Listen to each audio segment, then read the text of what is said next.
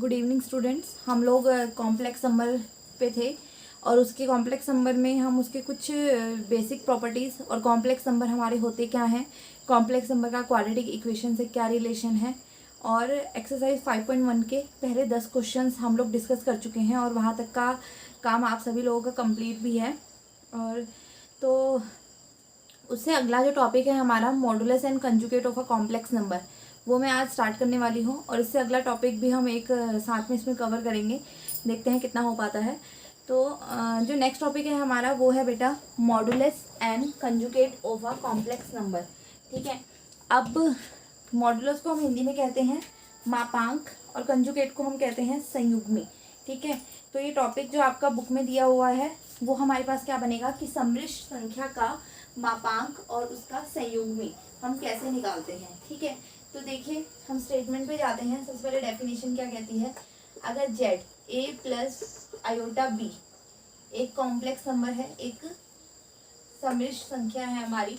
ठीक है, अगर हम इसका मॉडुलस निकालना चाहते हैं या फिर मापांक निकालना चाहते हैं तो इसका जो मॉडुलस होगा या इसका जो मापांक होगा उसको बेटा हम मॉड जेड से डिनोट करेंगे।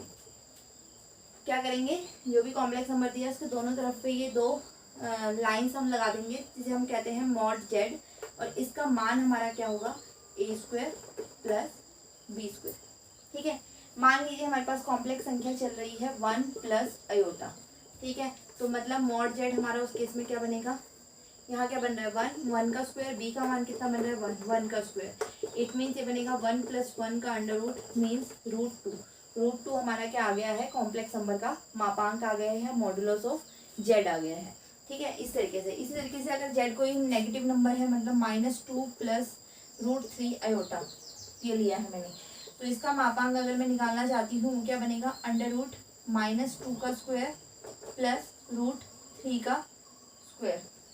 ठीक है, नेगेटिव का स्क्वायर अगेन पॉजिटिव हो जाता है, ये बन जाएगा हमारा 4 और √3 का स्क्वायर कितना होता है बेटा 3, तो बन गया √7। ठीक है, तो इस कॉम्प्लेक्स नंबर का जो मापांक आ जाएगा वो हमारा कितना आ जाएगा √7। तो मापांक या फिर मॉडुलस की डेफिनेशन बहुत ही सिंपल है, उसमें आपको कुछ भी नहीं करना है। क्या करना है, सिर्फ जो आपके कॉम्प्लेक्स नंबर के दो भाग होते हैं, दो पार्ट होते हैं ना बेटा, एक होता है रियल पार्ट और एक होता है इमेजिनरी पार्ट। ठीक है, वास्तविक भाग और काल्पनिक भाग। तो हमें क्या करना है, उन दोनों भागों का वर्ग करना है, उन दोनों भागों का स्क्वायर करना है, उनको जोड़ना है और उसका अंडर रूट, ठीक है, उसका स्क्वायर रूट निकालना है। वो उसका मापांक कहलाएगा या फिर वो उसका क्या कहलाएगा, हमारा मॉडुलस कहलाएगा। ठीक है, ये बात आ गई हमारे पास मॉडुलस ऑफ जेड की या जेड के मापांक की, किसी भी कॉम्प्लेक्स नंबर के मापांक की।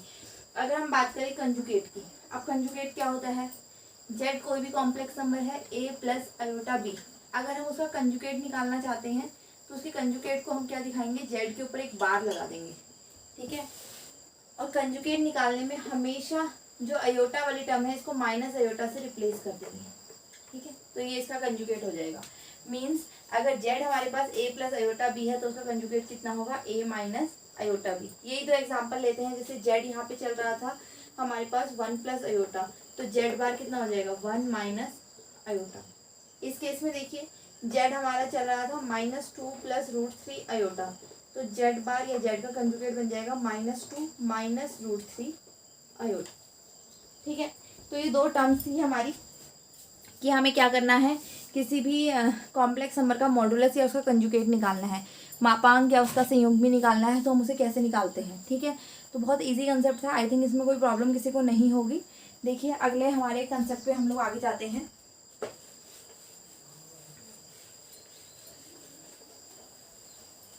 अब आपके अगर संयुग्मी निकालना आता है कोई क्वेश्चन तो आई थिंक आप लोग कर लेंगे इजीली। देखिए एक एग्जांपल लेती हूँ, बताती हूँ मतलब कैसे सॉल्व करना है। सिंपल, ये तो आसान थे कि अगर 2 माइनस √3 अयोटा दिया है तो उसको आप 2 + √3 अयोटा कर दोगे संयुग्मी निकालने के लिए। अगर इस तरह की टर्म है 1 माइनस अयोटा अपॉन में 1 प्लस अयोटा, इसका संयुग्मी आपको निकालना है तो इसको सबसे पहले आपको a प्लस अयोटा बी की फॉर्म में लिखना पड़ेगा। ठीक है, अब a प्लस अयोटा बी की फॉर्म में लिखने के लिए इसको हम क्या करेंगे, इसमें हम करेंगे हर का परिमेयकरण। वो कैसे करेंगे, यहाँ इसको 1 माइनस अयोटा से मल्टीप्लाई और 1 माइनस अयोटा से डिवाइड करेंगे। ऊपर बनेगा 1 माइनस अयोटा का होल स्क्वायर और नीचे देखिए a plus b a minus b, तो फॉर्मूला लगेगा a square minus b square means 1 का स्क्वायर माइनस अयोटा का स्क्वायर। ऊपर a माइनस बी का होल स्क्वायर खुलेगा 1 plus iota square minus 2 iota upon में 1 माइनस और आयोटा स्क्वायर अगेन क्या होता है -1। ये बना 1 iota square -1 minus 2 iota upon 1 plus 1 कितना हो गया 2, 1 से 1 कैंसिल। ये बना हमारा -2 आयोटा अपॉन में 2 से 2 कैंसिल, क्या आया माइनस आयोटा। अभी पूरी टर्म हमारी किसके इक्वल आ गई माइनस आयोटा। हमें इसका कंजुगेट निकालना है या हमें इसका संयुग्मी निकालना है। ये आई थिंक तुम्हारा इस तरीके का क्वेश्चन एक विविध में है या इससे रिलेटेड कुछ क्वेश्चंस आपके उदाहरण में भी दिए हुए हैं, ठीक है। तो अब इसका अगर आपको कंजुगेट निकालना है तो इसका कंजुगेट हम कैसे निकालेंगे। ये तो जेड हमारा कितना आ गया माइनस आयोटा और जेड बार हम निकालेंगे कितना हो जाएगा प्लस आयोटा, क्योंकि कंजुगेट में हम सिर्फ क्या करते हैं आयोटा को माइनस आयोटा से रिप्लेस कर देते हैं, आयोटा वाली टर्म का साइन चेंज कर देते हैं, ठीक है। तो ये हमारे पास इस तरीके से हमारे मॉडुलस और जो ये मापांक वाले क्वेश्चंस हैं ये आपके कंप्लीट हो जाते हैं, ठीक है। आगे देखिए एक छोटा सा कंसेप्ट और है गुणात्मक प्रतिलोम निकालने का। देखिए उसको हम कैसे निकालेंगे। आपके जो 8-10 से आगे के क्वेश्चन हैं उसमें दिया हुआ है, आपको कुछ टर्म्स दिए हैं, कुछ कॉम्प्लेक्स नंबर दिए हैं, उनका गुणात्मक प्रतिलोम हमें निकालना है, ठीक है। तो देखिए अगर z हमें a प्लस आयोटा b दिया है तो z के गुणात्मक प्रतिलोम की अगर मैं बात कर रही हूँ,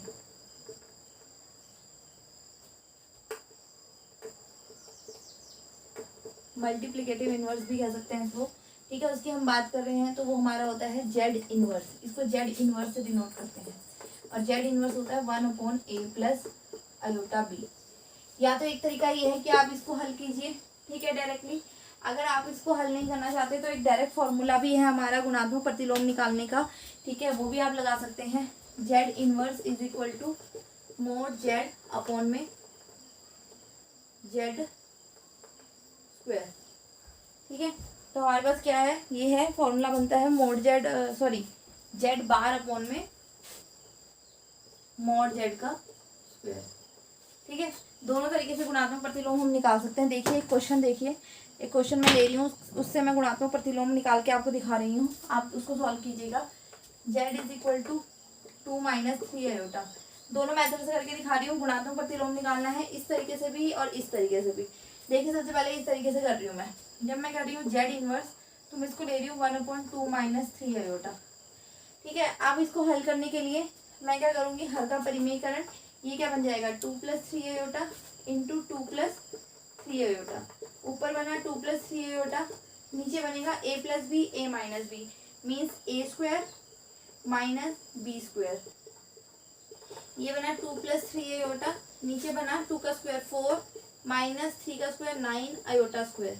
यहाँ आयोटा स्क्वायर का दोबारा से मान रख दीजिए, ये बन जाएगा हमारा 4 + 9 माइनस 1, सॉरी ये माइनस का ही चल रहा था, माइनस माइनस प्लस हो जाएगा अगले स्टेप में। 2 + 3 आयोटा अपॉन में 4 + 9, 2 + 3 आयोटा अपॉन में 13, ठीक है। तो इसको हम लिख सकते हैं 2/13 प्लस 3/13 आयोटा। तो ये जेड का क्या आ गया हमारे पास गुणात्मक प्रतिलोम। एक तरीका तो ये है गुणात्मक प्रतिलोम निकालने का। सिंपली हमने क्या किया, जो जेड हमें दिया है उसको हमने लिखा 1/z और जो हमारा हर था उसका हमने क्या कर दिया, परिमेयकरण कर दिया, ठीक है, नेगेटिव आयोटा साइन से उसको मल्टीप्लाई कर दिया। अब देखिए दूसरे मेथड से गुणात्मक प्रतिलोम निकालना, मैंने बोला आप डायरेक्ट फॉर्मूला अप्लाई कीजिए। मैंने बोला जेड इनवर्स हमारा होता है गुणात्मक प्रतिलोम का formula conjugate of Z upon में मॉड जेड का स्क्वायर। तो जेड ये था, जब मैं जेड बार लिखूंगी तो क्या बन जाएगा 2 + 3 आयोटा, ठीक है।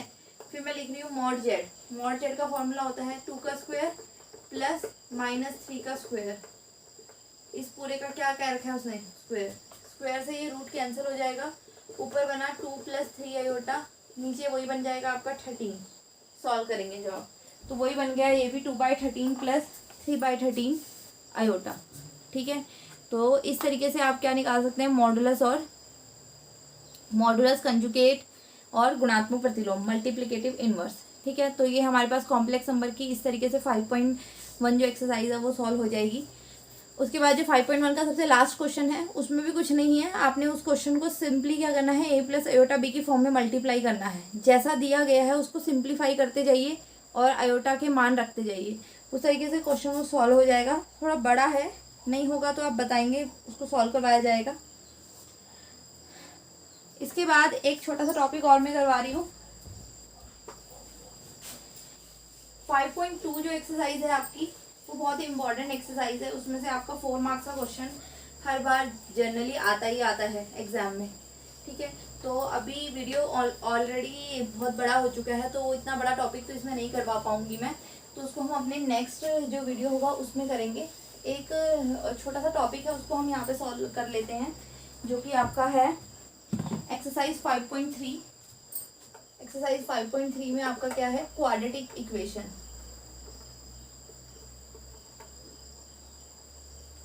फाइव पॉइंट टू एक्सरसाइज को अभी छोड़ दीजिएगा, मतलब द्विघात समीकरण, ठीक है। अब आप बोलेंगे द्विघातीय समीकरण तो हमें हल करने आते हैं, पर ये वही वाले द्विघातीय समीकरण है जहां हमने कॉम्प्लेक्स नंबर की इंट्रोडक्शन दी थी और हम वहां पे आके अटक गए थे, क्योंकि वो हमारे से हल नहीं हो पा रहे थे जहां कॉम्प्लेक्स नंबर की इन्वेंशन हुई थी, ठीक है। देखिए जैसे कि ये था एक्स स्क्वायर,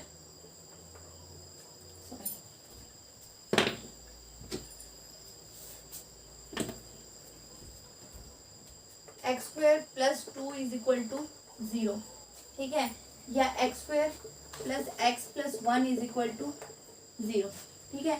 इस एक्सरसाइज में क्या दिया हुआ है, आपको कुछ द्विघातीय समीकरण दिए हैं, आपको उनका हल निकालना है, ठीक है। हल निकालने के लिए आप वही क्वाड्रेटिक फॉर्मूला का इस्तेमाल करेंगे। फॉर्मूला हमारे पास क्या होता था, एक्स का मान होता था minus b plus minus under root b square minus 4ac upon में 2a, ठीक है। इस फॉर्मूले का आप इस्तेमाल करेंगे और उसके हल से आप इसको सॉल्व करेंगे, ठीक है। देखिए अब करेंगे कैसे। सबसे पहले यहाँ पे इस इक्वेशन को देखिए, a का मान कितना है 1, b का मान कितना है, x वाली कोई टर्म नहीं 0, c का मान कितना है 2, ये मान यहाँ पे रखते हैं हम। ये बनेगा 0 प्लस माइनस अंडर रूट 0 का square minus 4 into 1 into 2 upon में 2 इंटू 1, ये बना plus minus under root minus का 8 बटे में 2। अब देखो वही चीज हो जाती है, ये नेगेटिव टर्म आ रही है, नेगेटिव का रूट होता नहीं है, इसको हम लिख सकते हैं 4 इंटू 2, 4 का रूट कितना होता है 2, ठीक है। ये बन जाएगा 2 रूट 2, क्योंकि माइनस बन रहा है, -1 का मान अंडर रूट -1 का मान कितना होता था हमारा अयोटा, तो इसको हम अयोटा से रिप्लेस कर देंगे। तो हमारे 2 से 2 कैंसिल हो गया, हमारे पास कितना आया प्लस √2 अयोटा और माइनस √2 अयोटा। तो इस तरीके से द्विघात समीकरण का हमारा हल हो गया। हमने इसको किस फॉर्म में कन्वर्ट कर दिया, अयोटा की फॉर्म में, ठीक है। और क्वेश्चन देखिए, अगला जो है वो भी बहुत इजी सा, थोड़ा एक कॉम्प्लेक्स क्वेश्चन लेते हैं।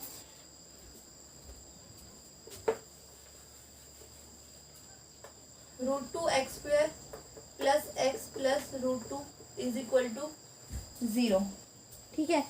तो यहाँ पे वही चीज है, फॉर्मूला अप्लाई करना है। a का मान कितना आया हमारा √2, b का मान कितना है 1, c का मान कितना है √2, ठीक है। ये फॉर्मूला अप्लाई करते हैं, देखिए क्या होता है।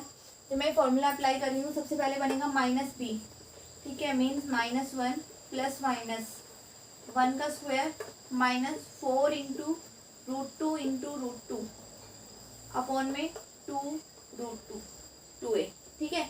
ये बना -1 प्लस माइनस, ये बन जाएगा 1 माइनस √2 को √2 से मल्टीप्लाई करेंगे, क्या आएगा 2, और 2 इंटू 4 8 अपॉन 2√2।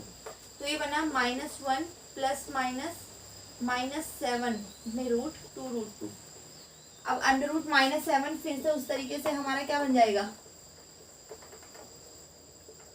ठीक है, ये बन जाएगा √7 अयोटा, ठीक है। तो वही चीज इसको मैं लिख रही हूँ। ये क्वेश्चन में अगले स्टेप में हो जाएगा -1 प्लस माइनस √7 अयोटा अपॉन में 2√2, ठीक है। तो इस तरीके से हमें क्या करना है, क्वाड्रेटिक इक्वेशन को सॉल्व करना है इस एक्सरसाइज में। तो एक्सरसाइज 5.3 के जितने क्वेश्चन हैं वो आप लोग करेंगे और एक्सरसाइज 5.1 को कंप्लीट करेंगे। एक्सरसाइज 5.2 का जो कंसेप्ट है वो हम अपने नेक्स्ट वीडियो लेक्चर में डिस्कस करेंगे।